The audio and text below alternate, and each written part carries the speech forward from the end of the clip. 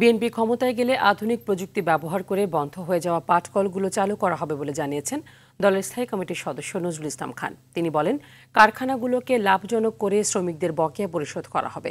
এদিকে দলের সিনিয়র যুগ্ম মহাসচিব রুহুল কবির রিজভী বলেছেন, ক্ষমতায় গেলে জুলাই অভ্যুত্থানে শহীদ ও আহতদের পরিবারের দায়িত্ব নেবে বিএনপি।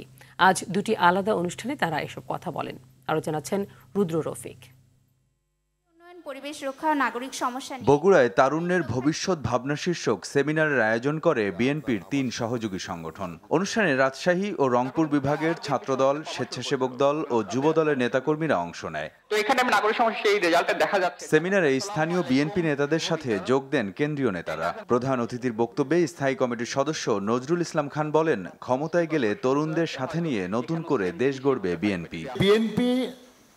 উন্নয়নের রাজনীতি বিশ্বাস করে বলেই উৎপাদন অব্যাহত রাখার পক্ষে এবং সেজন্য এই কারখানাগুলি পুনরায় চালু করার পক্ষে। আধুনিক টেকনোলজি দিয়ে আমাদেরকে এগুলো চালু করতে হবে। এই পাটকলগুলির শ্রমিকরা শহীদ জিয়ার আমলেই প্রথম ইনসেন্টিভ বোনাস পেয়েছে। কাজেই সেই বিএনপি, শহীদ জিয়ার বিএনপি এই শিল্প চালু করবে ইনশাআল্লাহ এবং শ্রমিকদের পাওনা পরিশোধ করবে। নরসিংদীর মেহেরপাড়ায় জুলাই আন্দোলনের শহীদ আরমান মোল্লার পরিবারের সদস্যদের সাথে সাক্ষাৎ শেষে রুহুল কবির রিজভী বলেন, শহীদদের আত্মত্যাগের বিনিময়ে দেশে নিরাপদ রাজনীতির পরিবেশ তৈরি হয়েছে।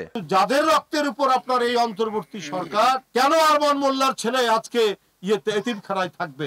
ইনশাআল্লাহ বিএনপি যদি ক্ষমতায় আসে, প্রতিটি শহীদ এবং যারা আহত হয়েছেন প্রত্যেকটি দায়িত্ব তখন রাষ্ট্র দায়িত্ব পালন করবে। রুদ্র রফিক, RTV, ঢাকা।